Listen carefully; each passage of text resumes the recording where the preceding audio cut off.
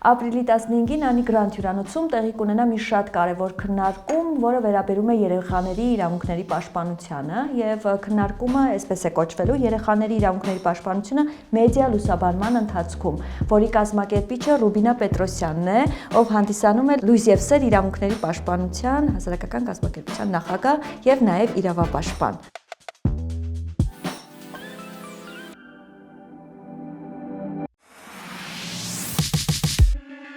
Հաղորդման աջակիցն է Հայաստանում առաջին ու միակ գրոհ է պաշտոնական առցանց խանութը։ Գնեք որակյալ գերմանական սանտեխնիկա օնլայն shop.grohe.am։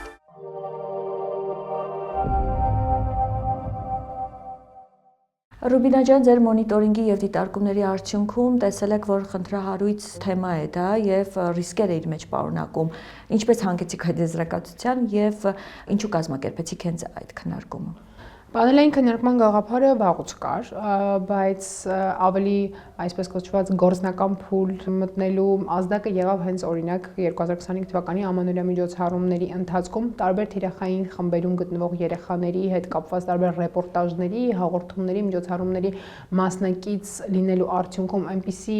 խախտումների արձանագրումները, որպիսի կապված էին նրանց անձնական տվյալների պաշտպանության իրավունքի հետ, անձնական կյանքի գաղտնիության իրավունքի խախտումների հետ, երբ որ տեսնում էի օրինակ, որ անգամ պետական տարբեր ինստիտուտներ իրենց կողմից կազմակերպվող միջոցառումներին մասնակից դարձնելով տարբեր թիրախային խմբերում գտնվող երեխաների հաշմանդամություն ունեցող մանկատներում խնամք եւ դաստիարակություն ստանալու չէին պահպանում անձնական տվյալների պաշտպանության մասին օրենքով իրենց հասցեագրված պարտականությունները, օրինակ երեխաների դեմքերը բաց ցույց էին տրվում շատ դեպքերում, երբ որ դրա իրավունքը ըստ էության չկա, անանունության իրավունք ունեն երեխաները եւ բացառապես այն դեպքերում կարող է այս հայլը թույլ տրվել, եթե երեխան ինքն է ցանկանում, որպեսզի օրինակ հրապարակվի իր անունը, ցուցադրվի իր դեմքը, այսինքն վիզուալ պատկեր ունենա։ Հակառակ բոլոր դեպքերում պարտավոր է ստանալ ծնողի օրինական ներկայացուցիչ կամ այն հաստատության մարմնի ղեկավարի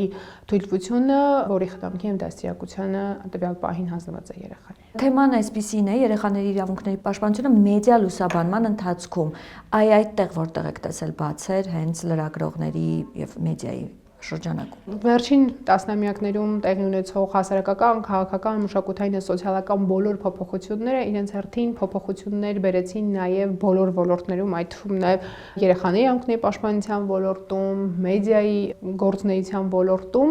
եւ մեդիան ԶԼՄ-ները այն կարևոր ինստիտուտն ու կարևոր օղակն են, որոնք որ առաջնային նշանակություն ունեն ցանկացած ոչ միայն երեխաների, այլև ցանկացած կարևորության խնդրի բարձրաձայնման, լուծման հնարավոր ուղիների գտնման տեսանկյունից, որովհետև նա երբեմն հանրային հնչեղություն հաղորդելը այս կամ այն խնդրին եւ դրա մասին հանրային կերպով բարձրաձայնելը, որի գործում մեդիայի դերը կարծում եմ անգնահատելի է, պարզապես միակ եղանակն է որևէ խնդրի վրա բևեռելու պատկան մարմինների ուշադրությունը, սակայն սա չի նշանակում, որ մեդիան ունի անսահմանափակ լիազորություններ եւ կարող է անել իր մասնագիտական գործունեության ընթացքում ինչ ինքն է հարմար գտնում, ոչ, որովհետեւ մեդիան եւ լրագրողը որոշակի վարքագծի կանոններ ունի, դուք էլ որպես լրագրող վստահաբար կփաստեք, որ վարքագծի այս կանոններին ինքը պիտի հետևի իր գործունեության ընթացքում եւ դրանց խախտման դեպքում արդեն վրային հասնում պատասխանատվության որոշակի մեխանիզմներ, ինչի մասին կարծում հաջորդիվ ավելի մանրամասն կխոսենք եւ մեդիա դաշտը, ԶԼՄ-ները, տարբեր առցանց հարթակները կարծում եմ իրենց գործունեության ընթացքում պիտի հետևեն այս կանոններին, որպեսզի նվազագույն կերպով լինեն ինչ-ինչ շեղումներ կամ գուցե բացառենք իրավախախտումները։ Եթե անդրադառնանք կոնկրետ դրվագային կամ կոնկրետ օրինակներով խոսենք, օրինակ պատերազմական գործողությունների ընթացքում, երբ որ լուսաբանվում են այս կամ այն հատվածում մարտերը կամ բնակչության սոցիալ-հոգեբանական վիճակը եւ այլն, եւ հաճախ օրինակ հենց այդ դեպքերում ռեպորտաժներում ընդգրկվում են երեխաներ։ 2020 թվականի 44-օրյա պատերազմի ընթացքում մենք ունեցանք նաեւ այսպիսի դրվագներ հենց մեր երկրում։ Երբ որ Շուշիից հրապարակվեց կադրեր 3 եղբայրների, 3 փոքրիկ շատ գեղեցիկ տղաների մասնակցությամբ լուսանկարներ, ովքեր շատ ուրախ գրկախառնված էին, անգամ արկերի եւ ռմբակոծության ներքո, սա Հայաստանում գտնվող բնակչության համար, մեզ համար իհարկե հաճախ այսպես գոտեպնդող ինչ որ նշանակություններ ունենում, ասելով որ տեսեք փոքրերը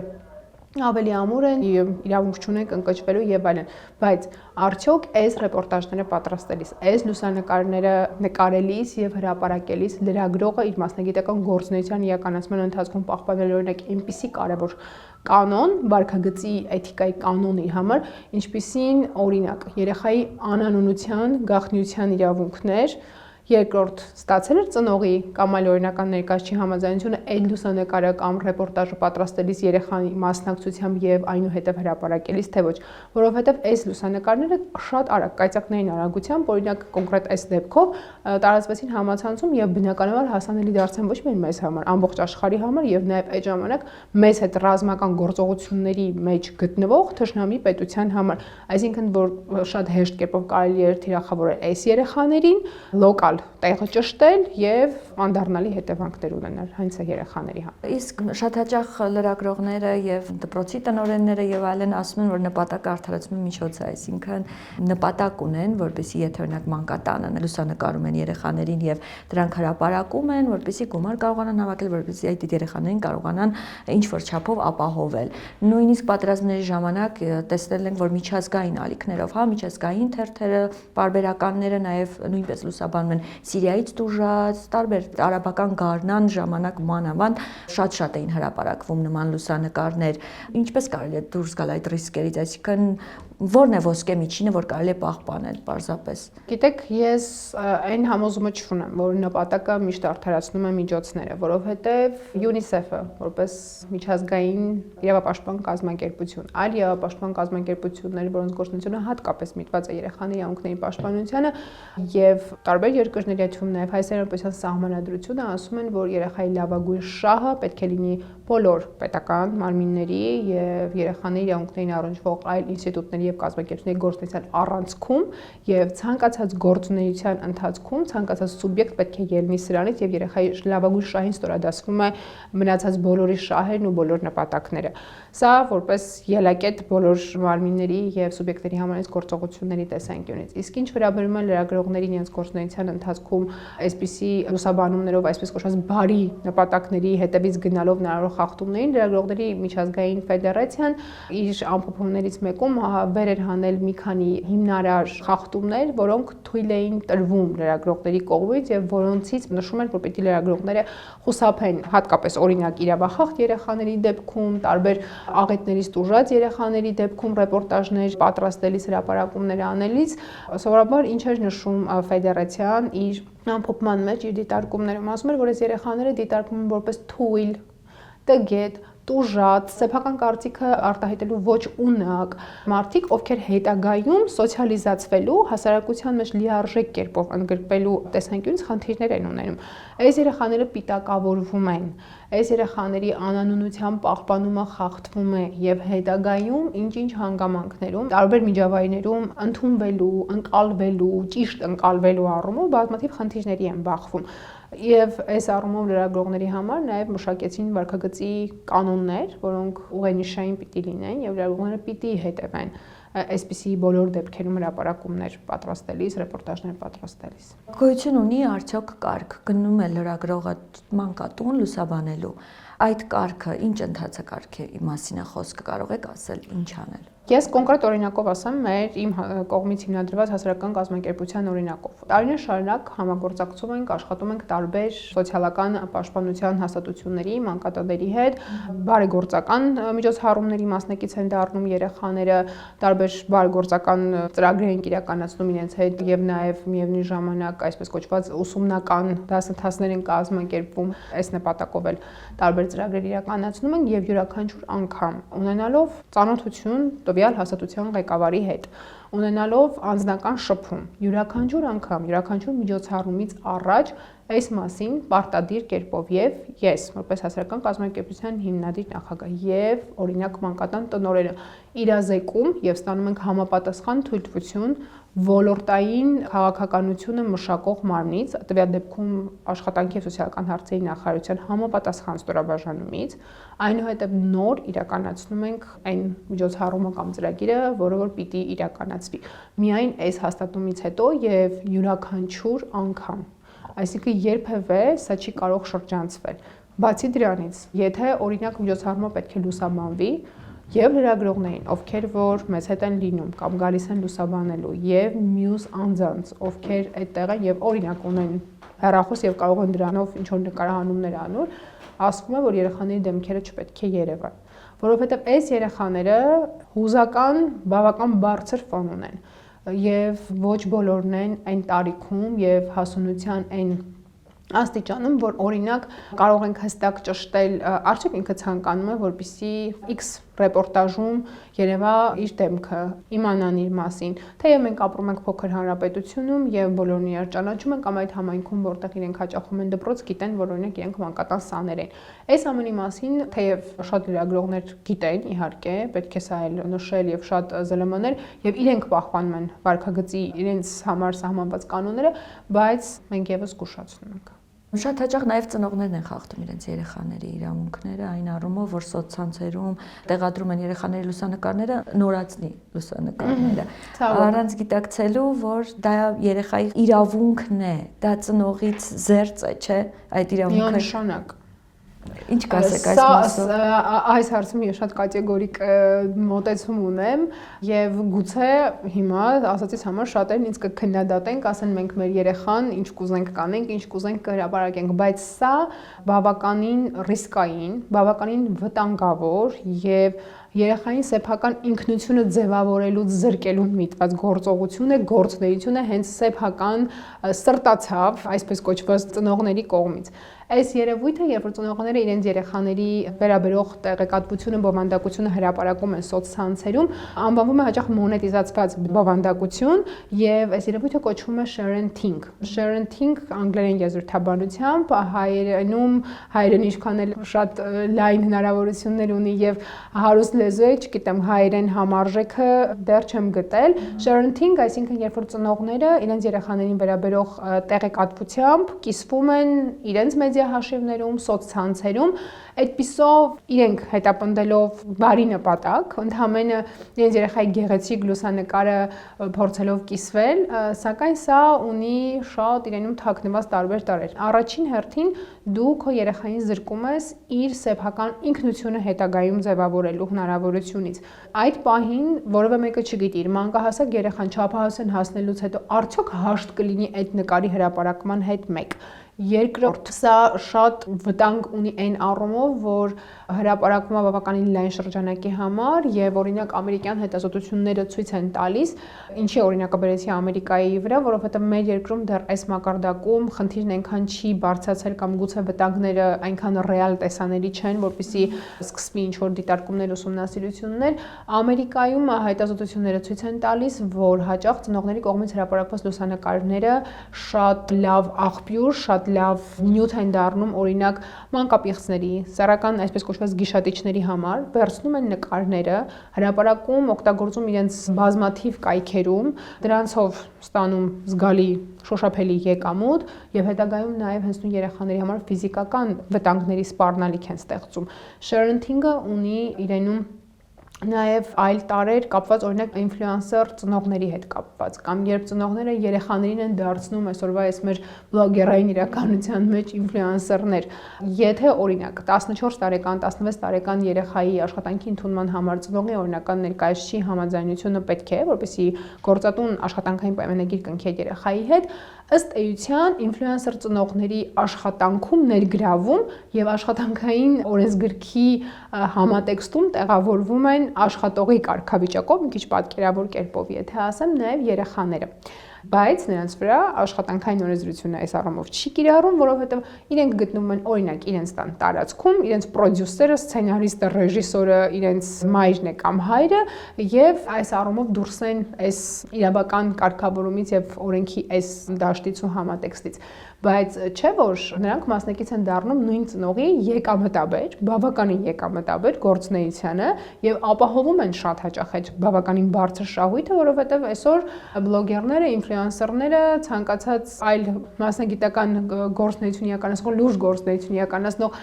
մասնագետի հետ շատ հարցերում ֆինանսական տեսանկյունից անմրցելի են եւ հաճախ նրանց այս հարցում օգնում են իրենց երեխաները։ Շատ հաճախ երբ մարդու իրավունքների խախտումները շոշափելի չեն, մարդիկ դա չեն զգում, դրա հետևանքները չեն զգում եւ թվում է թե դա էլ տեղադրեցին, ոչ մի խնդիր չկա եւ անցան առաջ։ Նույնը նաեւ մեդիա լուսաբանման առումով։ Անդրադառնանք պանելային քննարկմանը, ովքեր են լինելու մասնակիցները եւ արդյունավետությունը, որքանով արդյունավետ կլինի ըստ ձեզ։ Պանելային քննարկման արդյունավետության ապահովումն է հենց եղել կազմակերպման հիմքում, որովհետև այս պանելային քննարկումը կարծում եմ եւ իրավապաշտպան հանրույթին, եւ մեդիա դաշտին, եւ երեխաների հետ առնչվող եւ երեխաների հետ աշխատող տարբեր կազմակերպությունների համար կլինի ուղենիշային, իրենք իրենց համար ինչ-որ վարքագծի կանոններ հուսամ այս քննարկումից հետո կմշակեն, որպեսզի առավելագույնս հնարավոր լինի պաշտպանել երեխաների իրավունքները, օրինակ, այս դեպքում մեդիա լուսաբանման ընթացքում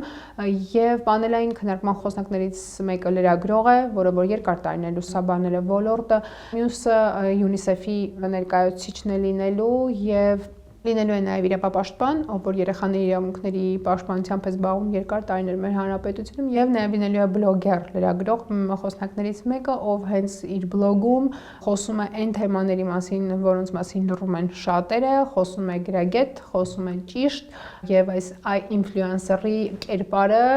երբևէ ինֆլուենսերի աշխատանքը օրինակ է թե ինչպես չպիտի խախտի այլոց իրավունքները։ Լավ կլիներ, որ մի քանի ծնող լինեն, որտեվ գիտակցական մակարդակի բարձրացման ծնողներ լինելու են, իրենցից շատերը հենց իրենք ծնողներ են, բավականին ընդգրկուն շրջանակ են ունենալու հյուրերի, վստահաբար նրանց միջև կան եւ լինելու են շատ ու շատ ծնողներ, եւ ես հուսամ, որ սա արդեն ծնող դարձած եւ դեռ ապագայում ծնող դառնալու ցանկություն ունեցող անձանց համար կլինի որոշ առումով ուղենիշային, որովհետեւ անձամբ ես նորից հասամ, ես այս երևույթի հանդեպ, երբ որ ծնողները կիսվում երեխաների անթիվ անհամար նկարներով, հաճախ կներեք մեր ծննդյան առաջին օրվանից տարբեր տիրույթներում, իրենց տարբեր մեդիա հաշիվներում, TikTok, Instagram, չգիտեմ, YouTube, Facebook, պիտի հասկանան, որ այսպիսով իրենք իրենց երեխայի ինքնությունն են գողանում, գոյություն ունի այսօր ինքնության գողություն այս հասկացությունը, երբ որ դու առանց անձի կարծիքը հստակ իմանալու այս կամ այն երևույթի կամ իրեն վերաբերող տվյալները հանրությանը հասանելի դարձնելու առումով աչուձախ հրապարակում ես դրանք։ Խոսեցիք նաև բլոգեր մայրիկների մասին, որ նաև մասնակցելու են, նաև խոսելու են այդտեղ, ինչ կասեք այն ինֆլուենսերների մասին եւ արդյոք բլոգերները, ինֆլուենսերները կարող են ձևավորել հասարակական կարծիք եւ իրենք թելադրել թե ինչպես շարժվել եւ այլն։ Գիտեք, սա անչափ կարևոր հարց է, որովհետև այո, վերջին տարիներին ինֆլուենսերները, բլոգերները այո, ձևավորում են հասարակական կարծիք, այո, թելադրում են ճաշակ, այո, տալիս են բովանդակություն, որը որ շատ շատերի համար ուղենիշային է լինում, շատերը փորձում են նմանվել այդ ինֆլուենսերի օրինակ կյանքի որակին, փորձում են ապրել այդ կյանքի որակով, հաճախ կարող ընտրություններ են անում այդ բովանդակության ազդեցության տակ, բայց այստեղ մի շատ կարևոր շեշտադրում եմ ուզում անել, ինֆլուենսերները իրենք ըստ էության մասնավոր անձինք են, որոնք որ ձևավորում են, այո, հասարակական կարծիք, ազդում են հասարակական կարծիքի վրա, բայց արդյոք նրանք հանրային գործիչներ են, թե ոչ, այս շատ կարևոր մի սահմանային հատված է, որը որ հետաքրքիր կերպով քննարկվում է նաև շատ տարբեր մասնագետների եւ կազմակերպությունների կողմից իրենց ուսումնասիրությունների ընթացքում։ Օրինակ, երբ որ ինֆլուենսերը կիսվում է իր անձնական կյանքի ինչ-ինչ մանրամասնությամբ, օրինակ, այցելեց այսինչ սրճարան, այստեղ սուրճը համեղ էր, այնտեղ մի փոքր օրինակ դառներ եւ այլն, սա չենք կարող ասել, որ հանրային նշանակություն ունեցող ինչ-որ ինֆորմացիա է, բայց երբ որ նույն երևույթը անում է հանրային որևէ մի գործիչ, սա կարող է առանձնակի ուշադրության արժանանալ։ Երկուսն էլ ունեն որոշակի հանրային ճանաչում, բայց որն է հանրային գործչի եւ ինֆլուենսերի սահմանազատման այսպես կոչված չափանիշը։ Հանրային գործիչները հանրային գործչի կարգավիճակ ձեռք են բերվում, համարվում են հանրային գործիչ, երբ որ իրենք հասարակական որևէ հատվածում լուրջ ներդրում են ունենում, այսինքն որևէ կարևոր առաքելություն են իրականացնում եւ ունեն բնականաբար հանրային ընդգրկուն լայն ճանաչում։ Ինֆլուենսերները արդյոք այդպիսի գործունեություն իրականացնում են թե չէ։ Օրինակ, Ամերիկայի գերագույն դատարանը քննելով մի շատ հետաքրքիր գործ, որի կողմերից մեկը 1937 թվականին Ջեքի Քենեդի Օնասիսն էր, այդ ժամանակվա Ամերիկայի առաջին տիկինը, այսպիսի մի որոշում կայացրեց։ Այդ ժամանակ Դոնալդ Գալելան ով հանդիսանում էր ազատ ֆոտոլրագրող, հետևում էր անընդհատ Ջեքի Քենեդի Օնասիսին եւ իր երեխաներին, թաքուն եւ լուսանկարում էր նրանց անցուդարձը, այցելելու վայրերը, օրինակ երեխաների հետ մի փոքր պիկնիկ, սրճարանում մեկ բաժակ սուրճ կամ թեյ խմելը եւ վաճառում էր այս լուսանկարները։ Այդպիսով նաև ստանալով եկամուտ։ Մեկ օր Ամերիկայի հատուկ գործակալության կողմից վերջինս ձերբակալվեց։ Բնականաբար իր իրավունքների պաշտպանության համար ֆոտոլրագրողը դիմեց դատարան։ Դատարանը այո շեշտեց, որ Ջեքի Քենեդի Օնասիսը հանդիսանում է Ամերիկայի առաջին տիկինը, հանրային գործիչ է, ունի հասարակություն նրա նկատմամբ օբյեկտիվ հանրային հետաքրքրություն եւ այո շեշտեց, որ լրագրողը ունի խոսքի ազատության սահմանադրական իր իրավունքը եւ որպես մարդ եւ որպես լրագրող այս դեպքում Գալիլեայի մասով, բայց ինչ ասաց դատարանը, արձանագրում արեց, որ այն ֆոտոները, այն ինֆորմացիան, որ հավաքվել է ֆոտոլրագրողի կողմից, վերաբերել է առաջին տիկնոջ անձնական առօրյական կենցաղային կյանքին, որը հանրային որևէ շահի չի առնչվում, հանրային հետաքրքրության բարձր աստիճան չունի եւ այս առումով ֆոտոլրագրողը իրավունք չունի մուտք գործել մասնավոր անձի տարածք։ Իհարկե, այս որոշումը ֆոտոլրագրողը այնուհետև էլի բողոքարկել էր, բայց որևէ հաջողության չէր հասել եւ էլի վկայակոչելով միջազգային հետազոտողներին պետք է նշել, որ Berkeley-ը նշում է, որ 2030 թվականին այս ինֆլուենսերների եւ շերընթինգի արդյունքում, գործունեության արդյունքում, օրինակ հենց կոնկրետ երեխաների ինքնության գողության դեպքերի 2/3-ը կլինի հենց այս պատճառով եւ միլիոնավոր դոլարների վնաս կպատճառվի։ Շատ հետաքրքիր է, որ միջազգային փորձն է պիտի բերվի այստեղ եւ մարդիկ գիտակցեն, հասկանան, ինչ օրինակներ չի լինում, մարդիկ չեն հասկանում, որ դա իրոք խնդիր է։ Մեր երկրում մենք ունենք հատուկ իրավական ակտեր, որոնք միտված են հենց այս իրավահարաբերությունների կարգավորմանը։ Քաղաքացիական օրենսգրքում կան դրույթներ, երբ որ օրինակ խախտվում է անձի պատիվը, արժանապատվությունը, գործարար համբավը եւ կամ պաշտպանության մեխանիզմներ, կամ երբ որ օրինակ լրագրողի մասնագիտական գործունեության ընթացքում թույլ կտա այնպիսի արարք, որը պարունակում է քրեական օրենսգրքում նախացած հանցակազմի հատկանիշներ եւ այս հիմքով հնարավոր է նրան պատասխանատվության ենթարկել, բայց նախորդիվ քննարկված հարցերի հետ կապված չունենք, բայց օրինակ Ֆրանսիան 2020 թվականին ընդունեց օրենք, որով որ պարտավորեցրեց, որպիսի եւ մեդիան իր գործունեության ընթացքում եւ երեխաներին առնչվող բոլոր սուբյեկտներն ու կազմակերպությունները հետևեն որոշակի վարքագծային կանոնների, պաշտպանության հստակ մեխանիզմներ ամրագրեց եւ նաեւ ամրագրեց երեխայի մոռացված լինելու եւ կամ մոռացվելու իրավունքը, ինչ է սա նշանակում, որ եթե անձի վերաբերյալ մինչեւ 18 տարին օրինակ լրանալ է, եթե չափահասության տարիք վերցնենք 18 տարեկանն է, հրապարակվել են ինչ-ինչ ինֆորմացիաներ, լուսանկարներ եւ 18 տարի լրանալուց հետո անձը հաշտ չէ այդ իրողության հետ, իրավունք ունի դիմելու համապատասխան կազմակերպություն եւ պահանջելու, որպեսզի թվային բոլոր հարթակներից, կլինի Instagram, կլինի YouTube կամ որևէ Google կամ որևէ այլ հարթակ, իսպառ վերածվեն բոլոր այս տեղեկատվությունները։ Շնորհակալություն Ռուբինա ջան հետաքրքիր զրույցի համար, հուսով ենք ձեր պանելային քննարկումն իր արդյունքները պատուղները կտա եւ ձեր գործունեությունը դուք եք ձեր առաքելությունը կատարում, որպեսզի մարդկանց լուսաբանեք, պարզաբանեք եւ հասցնեք տեղ, որ այս կամ այն խնդիրները առկա են եւ պետք է լուծել։ Շնորհակալ եմ, հուսանք այո մեր նախանշած նպատակները կիրականանան։ Հայաստանում միակ ու առաջին գրոհե առցանց խանութն արդեն գործարկվել է։ Shop.grohe.am Գնիր առցանց, ստացիր արձեռը։